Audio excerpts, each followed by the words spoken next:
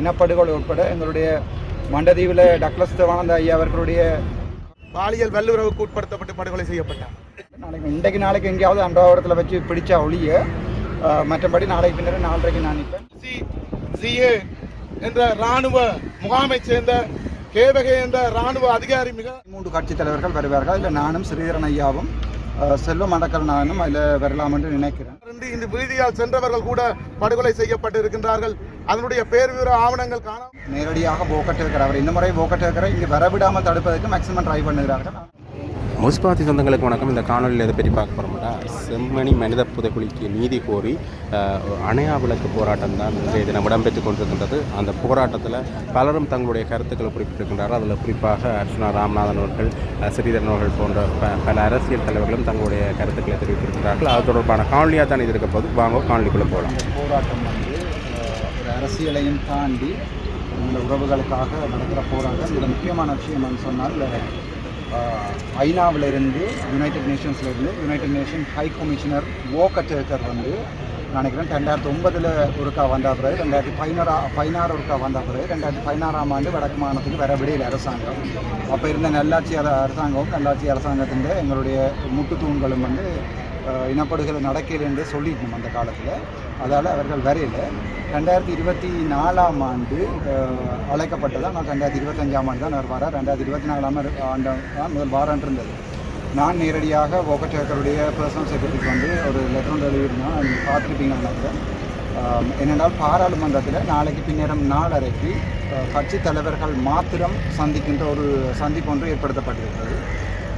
நேரடியாக போக்கட்டேக்கர் அவர் இந்த முறை போக்கட்டேக்கரை இங்கே வரவிடாமல் தடுப்பதற்கு மேக்சிமம் ட்ரை பண்ணுகிறார்கள். ஆனால் புலம்பெயர் தமிழர்கள் ஏற்கனவே கனடாவிலிருந்தும் பிரான்சிலிருந்தும் லண்டனிலிருந்தும் கட்டாயம் யாழ்ப்பாணம் போகணும் என்ற ஒரு நிலைமைக்கு ஜெனீவாவில் போய் அந்த நிலைமைக்கு போனதுக்குன்னா அதில் வருவார். நாளைக்கு பின்னேரம் 4:30 போக்கட்டேக்கரோட பாராளுமன்றத்தில் எனக்கு ஒரு மீட்டிங் ஒன்று இருக்கிறது. அதில் நான் நினைக்கிறேன் கட்சி தலைவர்கள் என்ற சாத்தியில் 13 கட்சி தலைவர்கள் வருவார்கள். அதில் நானும் ஸ்ரீதரன் ஐயாவும் செல்வ மண்டக்கரனானும் அதில் வரலாம் என்று நினைக்கிறேன். அதில் செல்வமான அடக்கரனான் ஐயாவும் ஸ்ரீதரன் ஐயாவும் வருவார்கள் ஒரு நம்பிக்கை எனக்கு இருக்குது.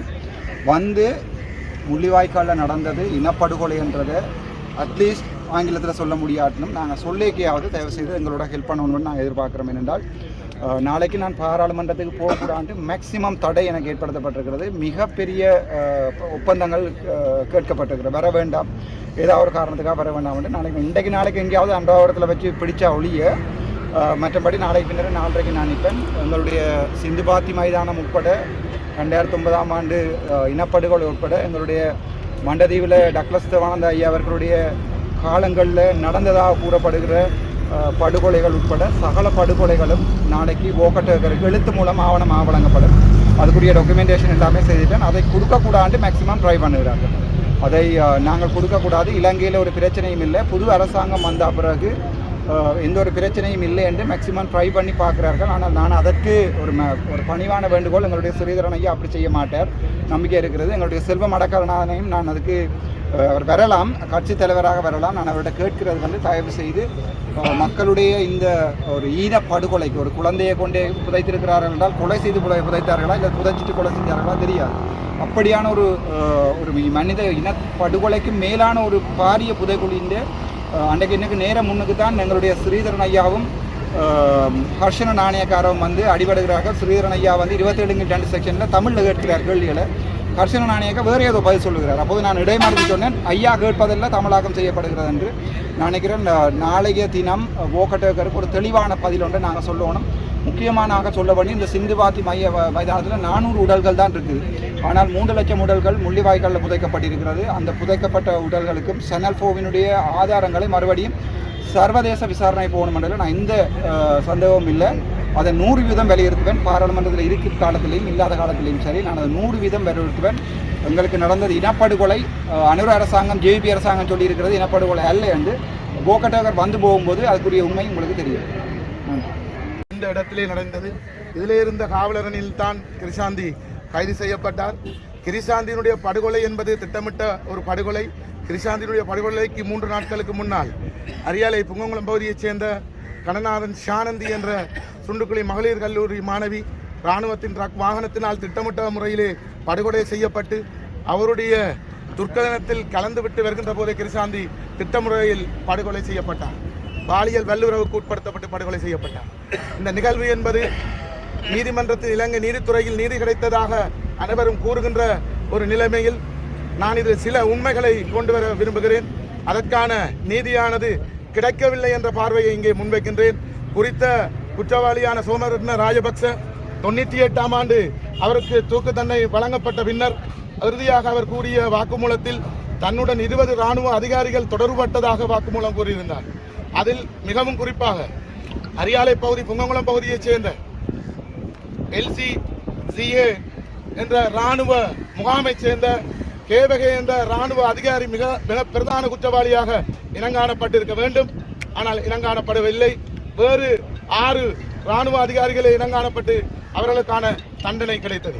எனவே இந்த புங்கங்குளம் பகுதியில் இந்த அரியாலை பகுதியில் இடம்பெற்ற செம்மணி படுகொலையின் தொடர்பட்டு 96ஆம் ஆண்டு மட்டும் 628 பொதுமக்கள் வயது வேறுபாடின்றி ஊர் வேறுபாடின்றி இந்த வீதியால் சென்றவர்கள் கூட படுகொலை செய்யப்பட்டு இருக்கின்றார்கள். அதனுடைய பேர் விவர ஆவணங்கள் காணாமல் போனோர் செம்மணி சங்கத்திடம் இருக்கின்றது. அதனை நாங்கள் நிச்சயமாக வருகின்ற ஆணையாளரிடம் கையளிப்போம். அதுவும் குறிப்பாக கொழும்புத்துறை பகுதியைச் சேர்ந்த 16 வயது மாணவி கூட அந்த லிஸ்டில் இருக்கின்றார். மிகவும் மனவேதனைக்குரியது. எனவே அதற்கான நீதி கிடைக்க வேண்டுமாக இருந்தால் இங்கே நடந்த மனித புதைகுழி தொடர்பான விசாரணை ஒரு சர்வதேச மேற்பார்வையின் கீழ் இடம்பெற வேண்டும். அந்த விசாரணை என்பது தனித்து இந்த 628 பேர் அல்லாமல் இதனுடன் வேறு நபர்களும் தொடர்பட்டதாக எனக்கு தனிப்பட்ட முறையில் ஆதாரம் கிடைத்திருக்கின்றது. அதுவும் குறிப்பாக 95லிருந்து 99 வரையான கால பகுதியில் வன்னி பகுதியில் விடுதலை புலிகளின் கட்டுப்பாட்டுக்குள் இருந்து இந்த அரியாலை முனைப்பகுதிக்கு தனங்களப்பு பகுதிக்கு வந்த குடும்பத்தினர் குடும்பமாக இங்கே வருகை தந்து இந்த கொட்டுக்கிணத்துக்கு எதிரே இருக்கின்ற இராணுவ சித்திரை வகை முகாமில் அடைக்கப்பட்டு படுகொலை செய்யப்பட்டு குடும்பமாக தாக்கப்பட்டதாக எனக்கு தகவல் கிடைத்திருக்கின்றது. நிச்சயமாக அதற்கான ஆதாரங்களை திரட்டுவேன். நான் அதை எந்த இடத்திலும் சமர்ப்பிக்க தயாராக இருக்கின்றேன். எனவே இந்த படுகொலை என்பது இந்த மனித புதைகுழி என்பது நிச்சயமாக என்னை பொறுத்தவரை நான் கூறக்கூடியது ஒரு சர்வதேச மேற்பார்வையின் கீழ் இது நடைபெற வேண்டும். விஞ்ஞான ரீதியாக நடைபெற வேண்டும். மிகவும் முக்கியமான விடயம் DNA பேங்கிங் சிஸ்டம் ஒன்று உருவாக்கப்பட வேண்டும் சர்வதேச தலையீட்டின் கீழ். அதுவும் குறிப்பாக காணாமல் போனவருடைய DNA பரிசோதனையும் அத்துடன் இந்த எலும்புகளுடைய DNA பரிசோதனையும் சர்வதேச தலையீட்டின் கீழ் இலங்கை அரசாங்கத்தின் ஒத்துழைப்புடன் அது மேற்கொள்ளப்பட்டு சட்ட ரீதியாக அது உறுதிப்படுத்தப்பட்டு இவ்வாறு கண்ட சாட்சிகள் கைது செய்யப்பட்டு ஒப்படைக்கப்பட்டவர்கள் எவ்வாறு காணாமல் போனோர் என்ற இலங்கை ஜனநாயக சோசலிச குடியரசு அரசு திறமையுள்ள அரசு இதற்கு குற்றவாளியாக்கப்பட வேண்டும். எனவே நாம் இறுதியாக மிகவும் தெளிவாக சொல்கின்றேன். இந்த பகுதியில் இருக்கின்ற இத்தனை விடயங்களுக்கும் மிக பொருத்தமாக இருக்கின்ற குற்றவாளிகள் 7CLA இராணுவ முகாமினுடைய 14 இராணுவ அதிகாரிகள். அதில் டயஸ் என்ற ரகசிய இராணுவ அதிகாரி உட்பட சந்தன என்ற இராணுவ அதிகாரி உட்பட கேவகை என்பது உட்பட ஜெயவர்த்தன என்பது உட்பட ஜெயவர்த்தன கொழும்புத்துறை துண்டி முகாமினுடைய அதிகாரி பாடசாலை மாணவர்களை கைது செய்திருக்கின்றார். நேரில் கண்ட சாட்சிகள் இங்கே இருக்கின்றார்கள். அவை அனைத்தும் ஆவணப்படுத்தப்பட்டு வழங்கப்படும். எனவே நாங்கள் கோரிக்கை விடுவது வருகின்ற ஐநா மனித உரிமை கவுன்சிலுடைய ஆணையாளருக்கு வழக்காளியாக நான் ஒரு ஆவணம் சமர்ப்பிக்க இருக்கின்றேன். அதுவும் குறிப்பாக இந்த புதைகுழி என்பது விஞ்ஞான ரீதியாக அவருடைய மேற்பார்வையின் கீழ் மேற்கொள்ளப்பட வேண்டும். DNA பேங்கிங் சிஸ்டம் உருவாக்கப்பட வேண்டும். இவை அனைத்தும் தமிழர் என்ற ஒரு காரணத்துக்காக 3 மாத குழந்தை உட்பட 6 மாத குழந்தை உட்பட மிக கைக்குழந்தைகள் இந்த பாவம் அறியாதவர்கள் அதற்கு தாக்கப்பட்டிருக்கின்றார்கள். இதில் முக்கியமான ஒரு விடயம் நான் குறிப்பிட வேண்டும். நீதிமன்றத்தில் கட்டளையிடப்பட்ட விடயமும் சட்ட வைத்திய அதிகாரி கூறிய விடயமும் நான் கண்ணால் கண்ட விடயமும் அங்கே புதைக்கப்பட்ட 19 எலும்புகளில் நீதிமன்றத்தில் வைக்கப்பட்ட கோரிக்கையும் நீதிமன்றம் ஏற்றுக்கொண்ட கோரிக்கையும் முற்றாக ஆடைகள் களையப்பட்டு 3 மாத குழந்தைகள் உட்பட முற்றாக ஆடைகள் களையப்பட்டு ரகசியமான ஒரு இடத்தில் சித்திரவதை செய்யப்பட்டு பின்னர் கொண்டு வந்து மறைக்கப்படுகின்ற இயற்கைக்கு முரண்பான விதையில் ஒன்றுக்கொன்று மேலாக குறைக்கப்பட்ட சட்டவிரோத மனித புதைகுழியாக இது காணப்படுகின்றது. எனவே இதற்கு இங்கே சித்திரவதைப்படுத்தப்பட்ட மிகவும் தெளிவாக சட்ட வைத்திய அதிகாரி அதை கூறியிருக்கின்றார். எனவே இது சித்திரவதைப்படுத்தப்பட்டு தான் இங்கே புதைக்கப்பட்டிருக்கின்றார்கள். இதற்கான நீதி வேண்டும் என நான் கோரிக்கை விடுகின்றேன். இந்த 3 நாள் போராட்டத்திலும் அனைத்து மக்களும் கட்சிபேதமின்றி மதபேதமின்றி அனைத்து மக்களும் ஒன்று கண்டு இதுக்கு ஆதரவு கொடுத்து சர்வதேசனுடைய கவனத்தை ஈர்ப்பதனூடாக அடுத்த கட்டமாக இங்கே நடைபெற்ற இனவழிப்பு என்பதனை உறுதிப்படுத்தி இந்த ஆணையாளர் சர்வதேச குற்றவியல் நீதிமன்றத்துக்கு இதை கொண்டு செல்ல வேண்டும் என மிகவும் தாழ்மையாக கேட்டுக்கொள்கிறேன்.